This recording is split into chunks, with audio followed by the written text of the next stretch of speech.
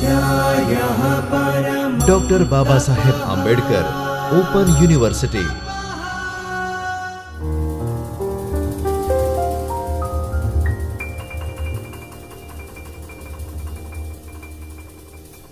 નમસ્કાર તાલીમાર્થી મિત્રો, doctor Baba Saheb Ambedkar open યુનિવર્સિટીના શિક્ષણશાસ્ત્ર વિભાગમાંથી હું ડૉક્ટર હિના રાવલ આપ સૌનું સ્વાગત કરું છું.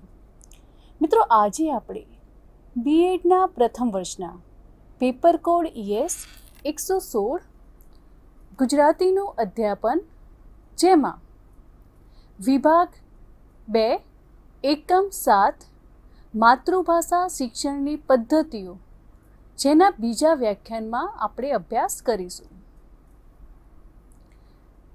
તો મિત્રો, અગાઉના વ્યાખ્યાનમાં આપણે માતૃભાષા શિક્ષણની જે પદ્ધતિઓ છે એ પદ્ધતિઓ બે પ્રકારે વર્ગીકૃત થયેલી છે, કે વિદ્યાર્થી કેન્દ્રી પદ્ધતિઓ અને શિક્ષક કેન્દ્રી પદ્ધતિ.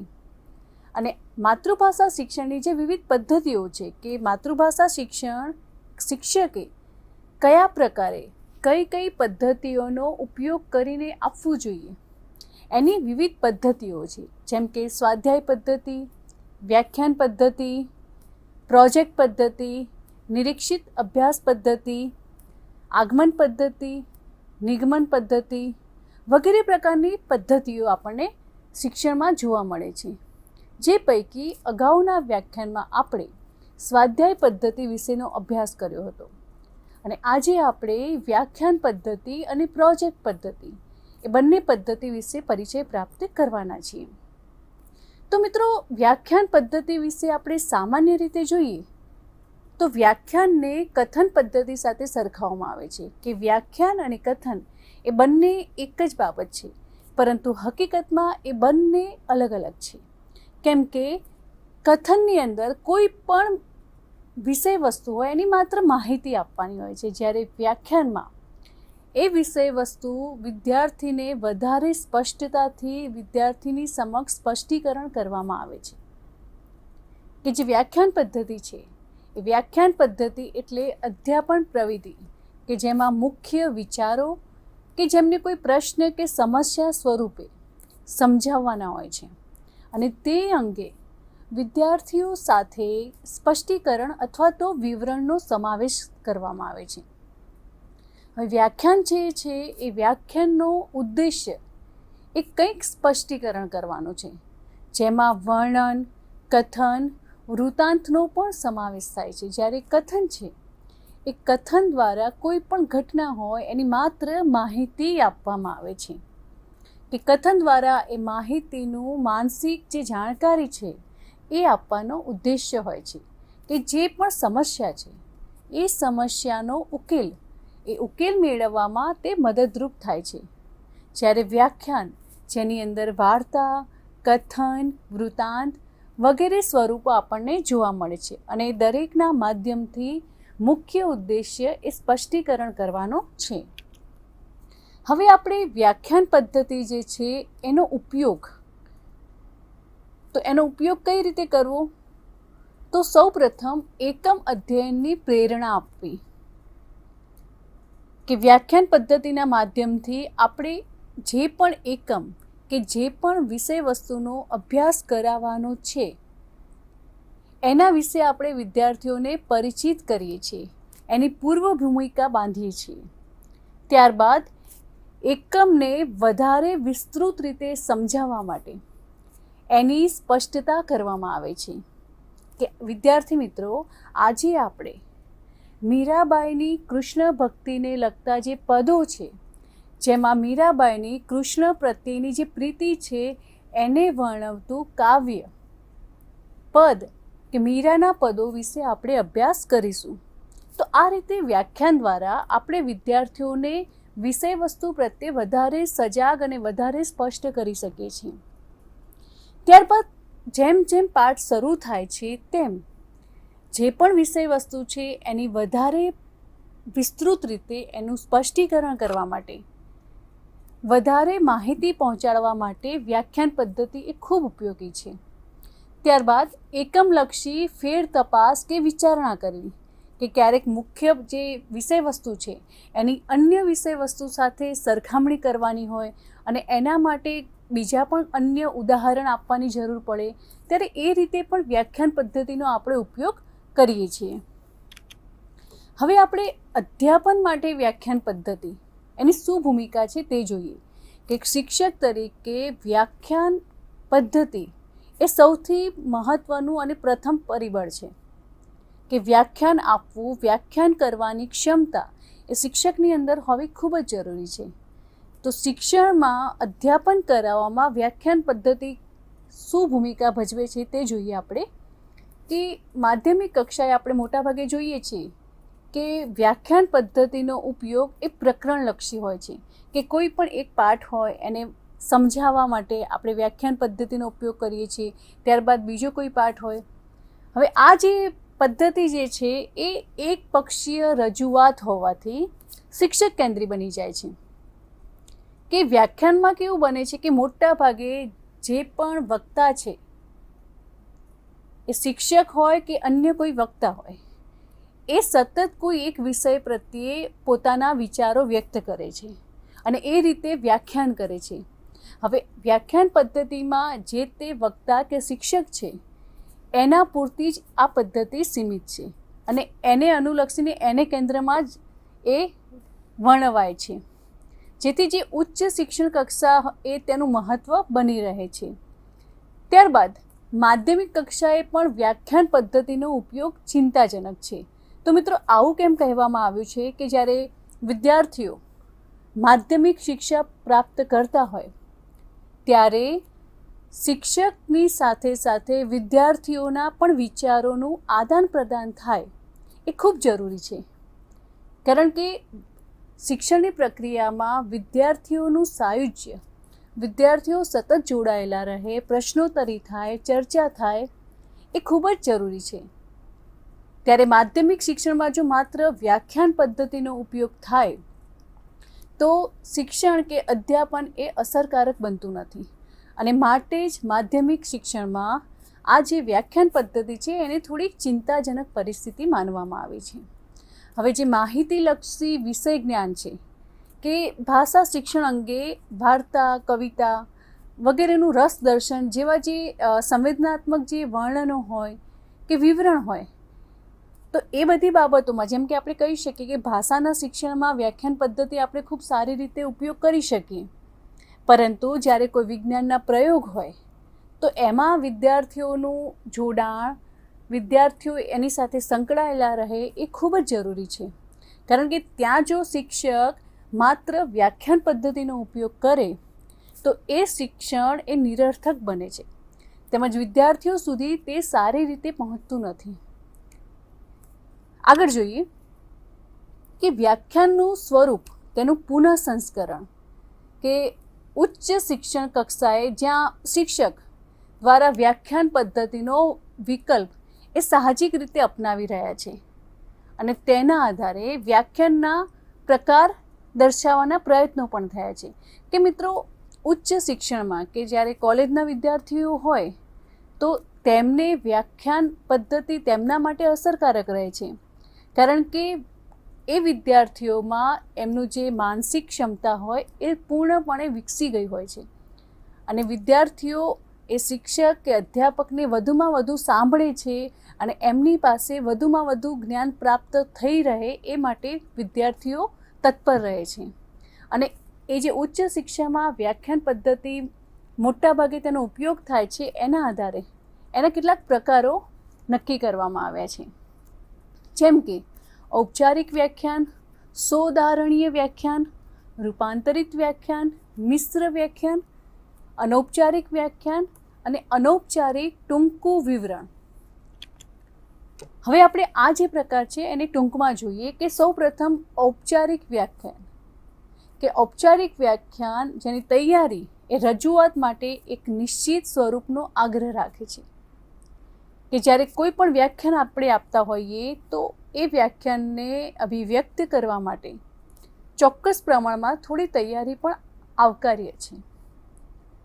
ત્યારબાદ સોદાહરણીય વ્યાખ્યાન. હવે આ જે વ્યાખ્યાન છે એને વધુ સારી રીતે વિદ્યાર્થીઓને સમજમાં આવે એ રીતનું બનાવવા માટે ઉદાહરણ સાથે જીવંત બનાવવા માટે વિવિધ ચિત્ર છે, ચાર્ટ છે, નકશાઓ છે, સ્લાઇડ છે, ફિલ્મ સ્ટ્રીપ છે વગેરેનો તેનો ઉપયોગ જે છે એ વ્યાખ્યાનમાં કરવાથી વ્યાખ્યાન વધુ અસરકારક બને છે.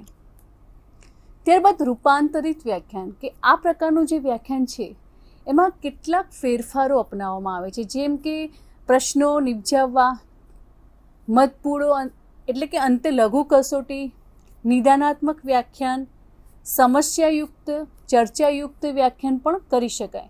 કે વ્યાખ્યાનની વચ્ચે આપણે વિદ્યાર્થીઓને વધુ સક્રિય કરવા માટે વચ્ચે આપણે પ્રશ્નો કરી શકીએ, કોઈ આકૃતિ બતાવીને વિદ્યાર્થીને એમાંથી પ્રશ્નો પૂછી શકીએ. તો આ રીતે વધારે સારી રીતે જીવંત બનાવવા માટે વ્યાખ્યાનની અંદર બીજા અન્ય સ્વરૂપોનો પણ ઉપયોગ કરવામાં આવે છે. ત્યારબાદ મિશ્ર વ્યાખ્યાન, કે આ જે વ્યાખ્યાન છે એ વ્યાખ્યાનમાં 2-3 અભિગમો કે પ્રયુક્તિઓનો મિશ્ર ઉપયોગ કરવામાં આવે છે. ત્યારબાદ અનૌપચારિક સ્પષ્ટીકરણ વ્યાખ્યાન, કે અનૌપચારિક વાતચીત, કે સહજ રીતે શિક્ષક અને વિદ્યાર્થી વચ્ચે સહજ રીતે જ કોઈ વિષય ઉપર ચર્ચા થાય કે વાતચીત થાય, તો એ રીતે કેટલુંક સ્પષ્ટીકરણ કરાવવામાં આવે છે. હવે આપણે વ્યાખ્યાન જે છે એ વ્યાખ્યાન કોઈ પણ વિષયનું આપણે વ્યાખ્યાન આપીએ છીએ ત્યારે તેની પૂર્વ તૈયારી તેમજ તેની રજૂઆત કઈ રીતે કરવી એના વિશે આપણે અભ્યાસ કરીએ. તાલીમાર્થી મિત્રો, આપણે બીએડના તાલીમાર્થી તરીકે ભવિષ્યમાં શિક્ષક બનવાના છીએ, તેમજ શિક્ષક તરીકે આપણે કાર્યરત છીએ. બીએડનો જે અભ્યાસક્રમ છે એ શિક્ષકને તાલીમી શિક્ષક બનાવે છે, કે અધ્યાપન કાર્ય કઈ રીતે કરવું, શિક્ષક તરીકે આપણે વિદ્યાર્થીઓની સામે શિક્ષણ કઈ રીતે પ્રદાન કરવું, એની આપણને તાલીમ બીએડનું અધ્યાપન આપે છે. તો હવે જ્યારે આપણે શિક્ષક તરીકે વિદ્યાર્થીઓ સમક્ષ કોઈ વ્યાખ્યાન કરીએ છીએ તો એની કેટલીક પૂર્વ તૈયારી તેમજ એ વ્યાખ્યાનને વિદ્યાર્થીઓ સામે એને રજૂ કઈ રીતે કરવું એ પણ એટલું મહત્ત્વનું બની રહે છે. તો એ માટે સૌપ્રથમ તો આપણે જે પણ વિષયનું વ્યાખ્યાન કરવાના છીએ એના ઉદ્દેશોની આપણને સ્પષ્ટતા હોવી જોઈએ. જેમ કે ભૂગોળના ભૌગોલિક આબોહવા વિશે આપણે વિદ્યાર્થીને ભણાવવા માંગીએ છીએ કે એના વિશે વ્યાખ્યાન આપવા માંગીએ છીએ, તો વિદ્યાર્થીઓની અંદર આપણે કયા પ્રકારનું વર્તન પરિવર્તન ઈચ્છીએ છીએ, કે વિદ્યાર્થીઓ ભૌગોલિક પરિસ્થિતિ, એ ભૌગોલિક સ્થળો, એની વિવિધ આબોહવા વિશે પરિચિત થાય, તો એને કેન્દ્રમાં રાખીને વ્યાખ્યાન તૈયાર કરવું જોઈએ.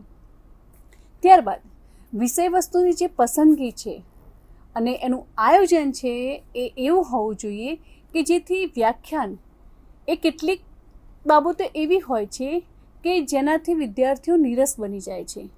તો વિદ્યાર્થીઓ નીરસ તેમજ એ વિષય પ્રત્યે દુરાગ્રહી ન બને એ માટે શિક્ષકે પ્રયત્નો કરવા જોઈએ. કે મિત્રો, આપણે ઘણીવાર જોઈશું કે શાળામાં વિદ્યાર્થીઓને ઘણા બધા વિષયો ભણવાના હોય છે, તો એ વિષયો પૈકી વિદ્યાર્થી પોતાની માનસિકતા અનુસાર કેટલીક વાર એવા અભિપ્રાયો આપે છે કે મને આ વિષય નથી ગમતો, મને આ વિષયમાં મજા નથી આવતી. તો એ વિદ્યાર્થીઓમાં એવું થવાનું કારણ કે જ્યારે શિક્ષક તરીકે એ વિષયને અસરકારક રીતે ભણાવવામાં ન આવતો હોય ત્યારે વિદ્યાર્થીને એ વિષયમાં અરુચિ પેદા થાય છે, વિદ્યાર્થી એ વિષય પ્રત્યે નીરસ બને છે. તો એક શિક્ષક તરીકે આપણે એ પણ બાબતને ધ્યાનમાં રાખવાની છે કે વિદ્યાર્થી કોઈ વિષય પ્રત્યે નીરસ ન થાય અને એ રીતે અધ્યાપન દરમિયાન વ્યાખ્યાન આપવાનું છે.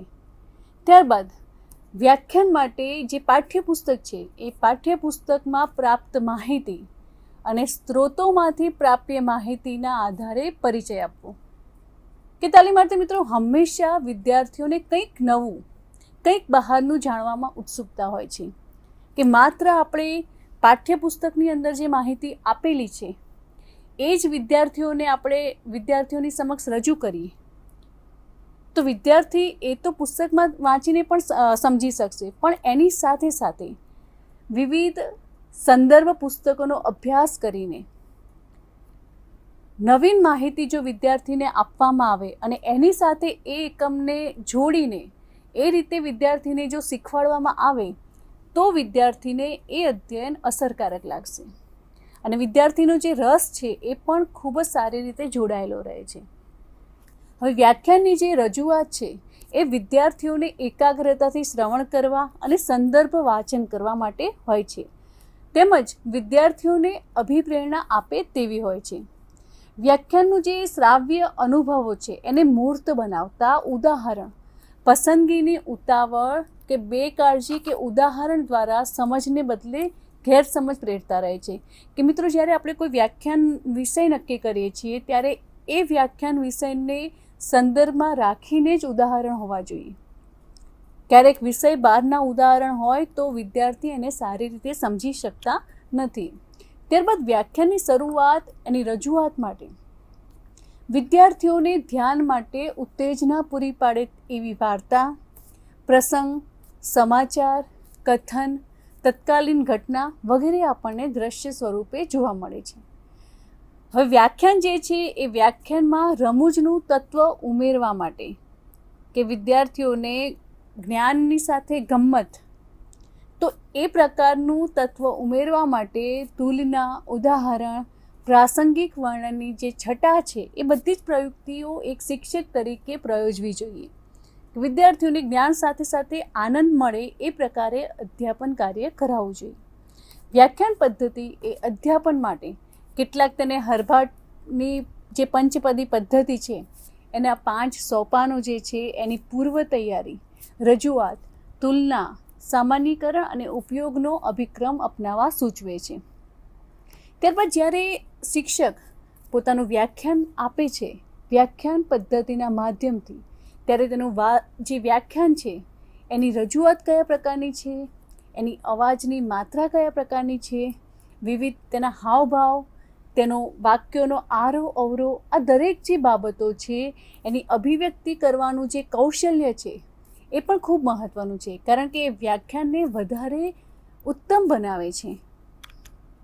હવે આપણે વ્યાખ્યાન પદ્ધતિના ફાયદાઓ, તો મુદ્રિત વિષય વસ્તુ એટલે કે જે છાપેલું વિષય વસ્તુ છે પુસ્તક સ્વરૂપે કે કોઈ ગ્રંથ સ્વરૂપે, એને શ્રાવ્ય, દ્રશ્ય, ચેતના મુક્ત અને અસરકારક સ્વરૂપે અનુભવવા યા અનુભૂતિ કરવાની તક મળે છે. કે મિત્રો, ઘણા બધા પુસ્તકો લખાયા છે, ઘણા બધા વિષયને વિવિધ ક્ષેત્રના પુસ્તકો આપણને પ્રાપ્ત થયા છે, પરંતુ જો વ્યક્તિના માધ્યમથી વ્યાખ્યાન સ્વરૂપે એની અભિવ્યક્તિ જ ન થઈ હોય તો જરૂરી નથી કે દરેક વ્યક્તિ પુસ્તકો વાંચશે. તો એના માટે પણ વ્યાખ્યાન પદ્ધતિ એ ખૂબ જ જરૂરી છે. ત્યારબાદ અગત્યના જે વિગતો હોય કે મુદ્દાઓ હોય તેમજ પરિસ્થિતિઓને આપણે વધારે સારી રીતે સ્પષ્ટ કરી શકીએ છીએ. વિદ્યાર્થીઓની જે ક્ષમતાઓ છે એ ક્ષમતાઓને પૂર્વ જ્ઞાન કે જરૂરિયાત વગેરેને ધ્યાનમાં રાખીને કથન વ્યાખ્યાનને અમલમાં મૂકી શકાય છે. હવે આપણે વ્યાખ્યાન પદ્ધતિની મર્યાદાઓ જોઈએ કે વિદ્યાર્થીઓના જે સહભાગીપણાને વ્યાખ્યાનની મર્યાદાઓ રોકે છે.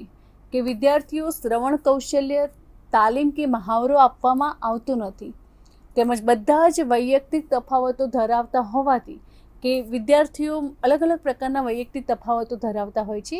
કેટલાક બાળકો કે કેટલાક વિદ્યાર્થીઓમાં શીઘ્ર સ્મરણ કરવાની કે ધ્યાન આપવાની શક્તિ હોય છે, તો એ વખતે જે બાળકોની શક્તિ મંદ ગતિની હોય છે એ લોકોને થોડું વ્યાખ્યાનને સમજવામાં મુશ્કેલી ઊભી થાય છે. ત્યારબાદ વ્યાખ્યાન એ વિદ્યાર્થીઓ માટે શિક્ષકનો વિકલ્પ પક્ષ બની રહે છે કે વ્યાખ્યાનના માધ્યમથી વિદ્યાર્થી એ શિક્ષકના જે વિચારો છે એને ગ્રહણ કરી શકે છે. હવે ભાષા શિક્ષણ માટે વ્યાખ્યાન પદ્ધતિનો શું વિનિયોગ છે એટલે કે શું ઉપયોગ છે તે જોઈએ. કે વ્યાખ્યાન પદ્ધતિના માધ્યમથી આપણે કોઈ ગદ્ય કે પદ્ય એકમ હોય કે કોઈ વ્યાકરણનો એકમ હોય, દરેક પ્રકારના એકમમાં આપણે શિક્ષણ કાર્ય દરમિયાન વ્યાખ્યાન પદ્ધતિનો ઉપયોગ કરી શકીએ છીએ. ત્યારબાદ પ્રાથમિક કક્ષાએ કથન સ્વરૂપે અને માધ્યમિક ઉચ્ચ માધ્યમિક કક્ષાએ વ્યાખ્યાન સ્વરૂપે આ પદ્ધતિનો આપણે અમલ કરી શકીએ. હવે કોઈ કવિતા છે કે વાર્તા છે, પ્રવાસ વર્ણન છે, આ પ્રકારની જે કૃતિઓ છે એ કૃતિઓના શિક્ષણ માટે સંવેદનશીલ આસ્વાદ યોગ્ય અભિવ્યક્તિના પ્રયોગોથી વ્યાખ્યાનનું આપણે આયોજન કરી શકીએ. અને છતાં ક્યારેક વ્યાખ્યાન પદ્ધતિના જે નવા સંસ્કરણ છે એના સ્વરૂપે આપણે તેનો વિનિયોગ કરવો પડશે, કારણ કે વ્યાખ્યાન જે છે એ વ્યાખ્યાનના શ્રોતા વર્ગ એટલે કે વિદ્યાર્થીઓ, એમની શ્રવણ ક્ષમતાઓ, એકાગ્રતા, અર્થગ્રહણ ક્ષમતા એ દરેક બાબતોને ધ્યાનમાં રાખીને શિક્ષકે પોતાનું વ્યાખ્યાન નક્કી કરવું જોઈએ. જેમ કે ખૂબ જ પ્રતિભાશાળી બાળકોનો કોઈ વર્ગ હોય, એમાં જે વ્યાખ્યાન કરવાનું હોય એનું સ્વરૂપ અલગ હોય. જ્યારે સામાન્ય શક્તિ ધરાવતા બાળકો હોય એની સામે એ જ વિષય વસ્તુને રજૂ કરવું હોય તો એના માટે ખૂબ જ સાદી અને સરળ ભાષાનો ઉપયોગ કરવો પડે. તો આ રીતે તફાવત જોવા મળે છે. ત્યારબાદ કવિતા હોય, વાર્તા હોય કે પ્રવાસ હોય, એ બધા જે અનુભવો છે એને રજૂ કરતા વ્યાખ્યાન જે છે એ વ્યાખ્યાનો અંગે પણ વિદ્યાર્થીઓનું લાગણી સ્તર કે સમસંવેદનાની મર્યાદાઓ સાથે ઇન્દ્રિય ગ્રાહ્ય અનુભવો કે અનુભૂતિનું વ્યક્ત કરતું જે શબ્દ ભંડોળ છે એ પણ શિક્ષકે ધ્યાનમાં રાખવું જોઈએ. તો મિત્રો, હવે આપણે પ્રોજેક્ટ પદ્ધતિ, જેને પ્રકલ્પ પદ્ધતિ પણ કહે છે, એ પદ્ધતિ વિશે જોઈએ કે પ્રોજેક્ટ જે પદ્ધતિ છે એ અમેરિકન વ્યવહારવાદના દર્શનના સમર્થનવાળી છે કે બાળક એ સ્વભાવથી જ સ્વયં પ્રેરિત પ્રવૃત્તિનું અનુસરણ કરનાર, તેની પાછળ પોતાની અખૂટ જે શક્તિઓ છે એ શક્તિઓનો સંચાર પણ છે કે જ્ઞાન પ્રાપ્તિ માટે પણ પ્રવૃત્તિ અનિવાર્ય છે. શિક્ષણ પ્રક્રિયાને પ્રેરવા તેમજ ઉત્તેજવા એ પ્રવૃત્તિ ખૂબ જ ઉપયોગી છે. બાળક એ પોતાની આસપાસના જે સંજોગો છે એ સંજોગોમાંથી પ્રવૃત્તિ માટે પ્રેરણા મેળવતો હોય છે અને તેને ધ્યેયલક્ષી બનાવવી અને બાળક એ સ્વયં પ્રેરિત પ્રવૃત્તિમાંથી ઉદ્ભવતી સમસ્યા અને અનુભવ તેને ઉકેલ લાવવા સ્વપ્રયત્ન કરે છે. કે મિત્રો, પ્રોજેક્ટ પદ્ધતિમાં બાળક કોઈ પણ વિષય વસ્તુ પોતે જાતે શીખે છે.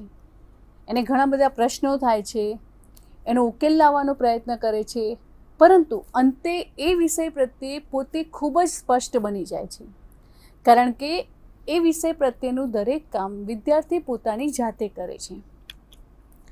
શિક્ષણનું જે ધ્યેય છે એ વ્યવહારિક દક્ષતા છે.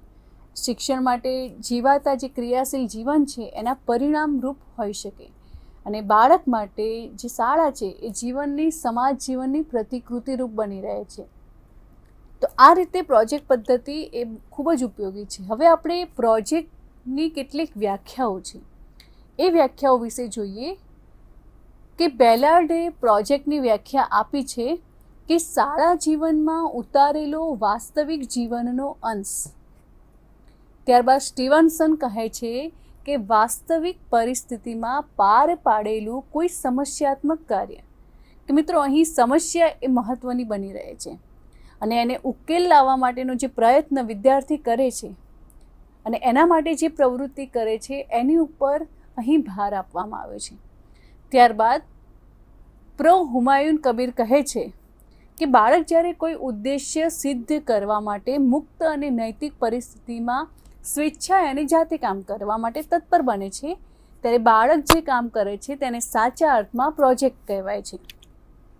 તેવી જ રીતે કિલપેટ્રિકે વ્યાખ્યા આપી છે કે સામાજિક સંજોગોમાંથી ચાલતી અને દિલથી ઉપાડેલી કોઈ સપ્રયોજન પ્રવૃત્તિ એટલે પ્રોજેક્ટ. યોકામ અને સિપન્સનની વ્યાખ્યા જોઈએ કે હેતુપૂર્વકની પ્રવૃત્તિઓને આપણે પ્રોજેક્ટ પદ્ધતિ કહે છે કે જે વ્યક્તિને વિશિષ્ટ પ્રવૃત્તિઓના અંત સુધી દોરી જાય છે. વિદ્યાર્થીઓ પોતે જ આ બધી જ પ્રવૃત્તિઓનું આયોજન કરે છે. હવે પ્રોજેક્ટના જે આધારરૂપ લક્ષણો છે તે જોઈએ અને તેના પ્રકારો જોઈએ. તો સૌપ્રથમ પ્રોજેક્ટનું લક્ષણ કે તે સ્વયંસ્ફુરિત હોય છે, કે જ્યારે કોઈ પણ વિદ્યાર્થી પ્રોજેક્ટ કાર્ય સાથે જોડાય છે ત્યારે તેને પોતાની ઈચ્છા હોય છે. આપણા ઘરે આપણા બાળકો હોય છે તો શાળામાંથી જ્યારે આવે છે ત્યારે કેટલીક વાર પોતાની મમ્મીને કહે છે કે મમ્મી, મારે આ પ્રોજેક્ટ છે એમાં હું પાર્ટિસિપેટ થવાનો છે. તો અહીં તેની આ અભિવ્યક્તિમાં એ પ્રોજેક્ટ વિશેનો તેનો રસ આપણને જોવા મળે છે. એટલે આ જે છે એ સ્વયંસ્ફુરિત છે. ત્યારબાદ સ્વપ્રયોજનતા એને પોતાને એ કામ કરવા માટેની ઈચ્છા છે. ત્યારબાદ સમસ્યાત્મક પરિસ્થિતિ હોવી પણ ખૂબ જરૂરી છે. અને છેલ્લે જ્યારે કોઈ પણ પ્રોજેક્ટ કાર્ય પૂર્ણ થાય છે ત્યારે એ પ્રોજેક્ટ કર્યાનો આનંદ એ પ્રોજેક્ટના લક્ષણોમાંનું એક છે. હવે તેના આપણે પ્રકારો જોઈએ તો સૌ પ્રથમ છે સર્જનાત્મકતા, કે કોઈ પણ નવીન વસ્તુનું નિર્માણનું ધ્યેય છે. ત્યારબાદ ઉપભોગાત્મક, જેમાં વસ્તુઓનો ઉપયોગ, ઉપભોગની પ્રવૃત્તિ એ દરેક બાબતો મહત્ત્વની છે. ત્યારબાદ સમસ્યાત્મક, એટલે કે ધ્યેયલક્ષી પ્રવૃત્તિમાંથી અથવા તો અનુભવાતી સમસ્યાના નિવારણ માટેની પ્રવૃત્તિ અહીં કેન્દ્ર સ્થાને હોય છે. હવે આપણે પ્રોજેક્ટના સોપાન, કે જ્યારે પ્રોજેક્ટ કરવું હોય, પ્રોજેક્ટ પ્રકલ્પની રચના કરવી હોય ત્યારે તેના સોપાનો છે જેને આપણે અનુસરવું જોઈએ. તો સૌ પ્રથમ છે યોગ્ય પરિસ્થિતિનું નિર્માણ. આ જે સોપાન છે એ પ્રોજેક્ટ પ્રત્યે ભૂમિકા બાંધવાની હોય છે. વિદ્યાર્થીની રુચિ, શક્તિ અને જરૂરિયાત અથવા તો શાળા, સમાજ કે વિષયની જરૂરિયાત અનુસાર વિદ્યાર્થીઓની સામે સમસ્યાને વિસ્તારવી, એને વિસ્તારથી મૂકવી વગેરે વિદ્યાર્થી સમસ્યા સાથે પોતાની જાતને જોડી શકે અને યોગ્ય સમસ્યાની પસંદગી કરી શકે. ભૂમિકા બાંધવાના માધ્યમો આ પ્રકારે હોઈ શકે, જેમ કે વાતચીત, ચર્ચા, પ્રશ્નોત્તરી, કથન, ચિત્રદર્શન, સ્લાઇડ શો વગેરે. હવે ત્યારબાદ આવે છે પ્રોજેક્ટની પસંદગી કરવી, કે અહીં જે ઉત્પન્ન કરેલી જે પરિસ્થિતિ છે એના આધારે વિદ્યાર્થી પોતે જાતે જ કોઈ પણ સમસ્યા જે છે કે સમસ્યા કે પ્રોજેક્ટની પસંદગી કરે તે ખૂબ જરૂરી છે. કે શિક્ષકે અતિ ઉત્સાહી બનીને પોતે સમસ્યાની પસંદગી કરે તે જરૂરી છે. શિક્ષકે અતિ ઉત્સાહી બનીને પોતે સમસ્યાની પસંદગી કરે તે યોગ્ય નથી. વિદ્યાર્થી સ્વયં સમસ્યાને પડકાર સ્વરૂપે સ્વીકારે એવું શૈક્ષણિક મૂલ્ય છે અને આ પડકાર એ વાસ્તવિક જરૂરિયાતોના આધારે ઉદ્ભવતો હોવો જોઈએ. ત્યારબાદ મહત્ત્વની બાબત છે આયોજન, કે પ્રોજેક્ટની જે સફળતા છે એના માટે પ્રોજેક્ટ કાર્યનું આયોજન કરવું એ ખૂબ જરૂરી છે. તો સૌપ્રથમ તો એના માટે હેતુઓ, પ્રોજેક્ટની રચના માટેના હેતુઓ કયા છે, કે કયા હેતુઓ પ્રાપ્ત કરવા માટે પ્રોજેક્ટની રચના કરવાની છે. ત્યારબાદ એમાં કયા પ્રકારના વિષય વસ્તુનો સમાવેશ થવાનો છે. ત્યારબાદ જૂથની રચના, કે પ્રોજેક્ટ કાર્ય છે એ જૂથમાં થાય એ વધારે અનુકૂળ છે. ત્યારબાદ જૂથ સર્પ, એટલે જે જૂથ છે એના દરેક વ્યક્તિઓને કામની વહેંચણી. ત્યારબાદ શૈક્ષણિક સાધન સામગ્રી, તો પ્રોજેક્ટ માટે વિવિધ સાધન સામગ્રી, એનો વિનિયોગ, એની ઉપલબ્ધતા એ બધી જ બાબતો અહીં આવે છે. ત્યારબાદ અમલ, કે જે આ તમામ બાબતો જે છે એ બાબતોના આયોજન કર્યા બાદ વિદ્યાર્થીઓને પ્રોજેક્ટના અમલ માટે એ માટે પણ શિક્ષકે પ્રોત્સાહિત કરવા જોઈએ. શિક્ષકે તેનું માત્ર નિરીક્ષણ જ કરવાનું છે અને સમગ્ર પ્રોજેક્ટ કાર્ય તેનું અમલીકરણ એ વિદ્યાર્થીઓ દ્વારા થાય એ ખૂબ જ મહત્ત્વની બાબત છે. અને છેલ્લે ત્યારબાદ અહેવાલ લેખન, કે દરેક જૂથના જે વ્યક્તિ છે એ દરેકે અહેવાલ લેખનનું કાર્ય કોઈ એક વ્યક્તિ દ્વારા થાય એ જોવાનું છે. કે સમગ્ર પ્રોજેક્ટનું કાર્ય એ અહેવાલમાં તેનું આલેખન થવું એ ખૂબ જરૂરી છે, કે જૂથના કાર્યની જે વિગતો જે છે એ અહીં અહેવાલ લેખનમાં નોંધવામાં આવશે. ત્યારબાદ મૂલ્યાંકન, કે પ્રોજેક્ટ શરૂ થાય ત્યારથી અહેવાલ વાંચન સુધીનું સમગ્ર મૂલ્યાંકન ચાલુ જ રહે છે. જેમ કે શિક્ષક પ્રગતિશીલ વિદ્યાર્થીઓના કાર્ય કરવાની ખાસિયતો, વિદ્યાર્થી કઈ રીતે કાર્ય કરે છે, એમને કાર્ય દરમિયાન કયા પ્રકારની મુશ્કેલીઓની અનુભૂતિ થાય છે, મુશ્કેલીઓનું એ નિવારણ કઈ રીતે લાવે છે, એમ અલગ અલગ પ્રકારની જે પરિસ્થિતિ જે છે એનું શિક્ષક નિરીક્ષણ કરે છે અને તેનું મૂલ્યાંકન એ અલગ અલગ સ્વરૂપે કરે છે. જેમ કે ગ્રુપમાં થતા કાર્યમાં કેટલાક વિદ્યાર્થીઓની જે નેતૃત્વ શક્તિ છે એનું નિરીક્ષણ, વિવિધ સામગ્રીઓનું મૂલ્યાંકન કરવાનું નિરીક્ષણ, કસોટી દ્વારા મૂલ્યાંકન વગેરે પ્રકારે થાય છે. ત્યારબાદ હવે કેટલાક નિયમો જે છે કે તત્પરતાનો નિયમ, કે બાળકની શીખવા માટેની ઉત્સુકતા હોય, કે પ્રોજેક્ટ ક્યારે થાય કે બાળકની સૌપ્રથમ તો શીખવા માટેની ઉત્સુકતા હોય. તત્પરતા હોય તે ખૂબ જરૂરી છે. ત્યારબાદ અભ્યાસનો નિયમ કે જ્ઞાનની વ્યાખ્યામાં જે જાણવું અથવા તો કરવું, જેને વ્યવહારમાં મૂકવું એવો અર્થ સમાયેલો છે, અને જેથી જ્ઞાનનું સ્વરૂપ એ વ્યવહારાત્મક કે વ્યવહાર સિદ્ધ છે. જ્ઞાનને આત્મસાત કરવા, મનોપ્રક્રિયાના અંગરૂપ સાધવા, મહાવરો, અભ્યાસ વગેરેને અહીં અનિવાર્ય ગણવામાં આવ્યા છે. ત્યારબાદ સંતોષનો નિયમ કે બાળકોની જે તત્પરતા છે એ તત્પરતા પ્રવૃત્તિ અને તેના કારણે સંતોષાતી આવશ્યકતાઓના કારણે અનુભવાતો સંતોષ એ વધુ કાર્ય પ્રવૃત્તિ માટે અને વધુ સંતોષ મેળવવા માટે ખૂબ જરૂરી છે. હવે આપણે પ્રોજેક્ટ પદ્ધતિની મર્યાદાઓ જોઈએ કે પ્રોજેક્ટ પદ્ધતિ એ શિક્ષણ કાર્ય નિમિત્તે કેટલીક જે વાસ્તવિક મર્યાદાઓ છે એ પણ અનુભવે છે કે અભ્યાસક્રમના જે બધા જ વિષયો જે છે કે વિષયાંગો છે એ દરેકમાં આ પદ્ધતિ શીખવી, અભ્યાસક્રમ પૂરો શીખવાનો એ ખૂબ મુશ્કેલ છે. તેમજ પ્રવૃત્તિઓ, કેટલીક ક્રિયાઓ, ક્રિયા આધારિત જ્ઞાન એ દરેક બાબતમાં કેટલીક મર્યાદાઓ બની રહે છે. પ્રોજેક્ટની કામગીરીથી જેટલું જ્ઞાન વિદ્યાર્થીને મળે છે એ બધું જ જ્ઞાન પ્રવૃત્તિથી, પ્રોજેક્ટથી મેળવાય એમ કરવું કઠિન છે. કે કોઈ એક વિષય વસ્તુ ઉપર આપણે પ્રોજેક્ટથી જ્ઞાન મેળવવાનો પ્રયત્ન કરીએ, પરંતુ સમયના અભાવે દરેક વિષયને આપણે પ્રોજેક્ટના માધ્યમથી શીખવા જઈએ તો એ ખૂબ જ મુશ્કેલ કાર્ય છે. પ્રોજેક્ટ કાર્ય એ દરેક વિષયના શિક્ષણમાં અપનાવી શકાય, પણ તે ખર્ચાળ બને છે, એટલે કે તેમાં ખર્ચો થવાની વધારે શક્યતા છે. તેનું સાતત્ય જાળવવું, પાઠ્યક્રમ અને સમયપત્રકનું પાલન કરવું, આ ઘણી બધી જે મર્યાદાઓ છે એના કારણે દરેક વિષયમાં આપણે પ્રોજેક્ટ પદ્ધતિનો ઉપયોગ કરી શકતા નથી. હવે પ્રોજેક્ટ પદ્ધતિના વિનિયોગમાં એટલે કે તેના ઉપયોગમાં શિક્ષકની શું ભૂમિકા છે? તો સૌપ્રથમ તો શિક્ષણ કાર્ય કરવામાં શિક્ષકની નૈતિક, વ્યાવસાયિક જવાબદારી ઘણી બધી આપણને જોવા મળે છે કે જેમ કે પ્રોજેક્ટ એ વિષયોનો નિર્ણય લેવાથી માંડી સિદ્ધાંત પ્રવૃત્તિઓમાં વિદ્યાર્થીઓને માર્ગદર્શકની ભૂમિકા ભજવવામાં ઉપયોગી છે. વિદ્યાર્થીઓ સાથેના જે સંબંધો છે એ સામાન્ય રીતે વર્ગ શિક્ષણના સંબંધો કરતાં વિશેષ અને ઘનિષ્ઠ જોવા મળે છે.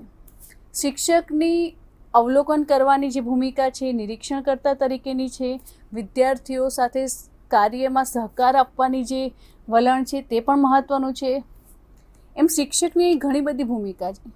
ત્યારબાદ પ્રોજેક્ટ પદ્ધતિની સફળતાના માપદંડો તો જે 4 છે કે પ્રવૃત્તિ કાર્યના અનુભવોની ગુણવત્તા, ઉપયોગી અને વ્યવહારુ હેતુઓ કે જે પણ પ્રોજેક્ટ કરવાનો છે તે વ્યવહારમાં કેટલો ઉપયોગી છે, તેના અનુભવોથી મળતા લાભ અને ફાયદા, તેમજ આર્થિક ભારણ કે તેમાં કેટલો ખર્ચ થશે, તેની જવાબદારી કેટલી છે તે પણ એટલું મહત્ત્વનું છે. હવે પ્રોજેક્ટના જે નિર્ણયલક્ષી પક્ષો છે એની વિચારણા કે પ્રોજેક્ટ વિષયાંગની યોગ્યતા અને તેનું શૈક્ષણિક મૂલ્ય છે, વિદ્યાર્થીઓની જરૂરિયાત, રસ અને ક્ષમતાઓને માન્ય છે, જેનો અમલ યોગ્ય અને ક્રિયાત્મક છે, સમય મર્યાદામાં તે પૂર્ણ કરી શકાશે કે નહીં એ જ એક મોટો પ્રશ્ન છે. તેના દ્વારા નિશ્ચિત ધ્યેયો અને ધ્યેયલક્ષી પ્રવૃત્તિઓ સિદ્ધ થાય છે. ત્યારબાદ હવે ભાષા શિક્ષણ માટે પ્રોજેક્ટ પદ્ધતિઓનો કઈ રીતે આપણે ઉપયોગ કરી શકીએ કે કયા કયા પ્રકારના આપણે પ્રોજેક્ટનો ઉપયોગ એ ભાષા શિક્ષણમાં કરી શકીએ. જેમ કે આપણે ગુજરાતી ભાષાની વાત કરીએ તો ગુજરાતી ભાષામાં આપણે જેમ કે કોઈ સાહિત્યકારો અને તેના જીવન કવન વિશે આપણે પ્રોજેક્ટ કરી શકીએ.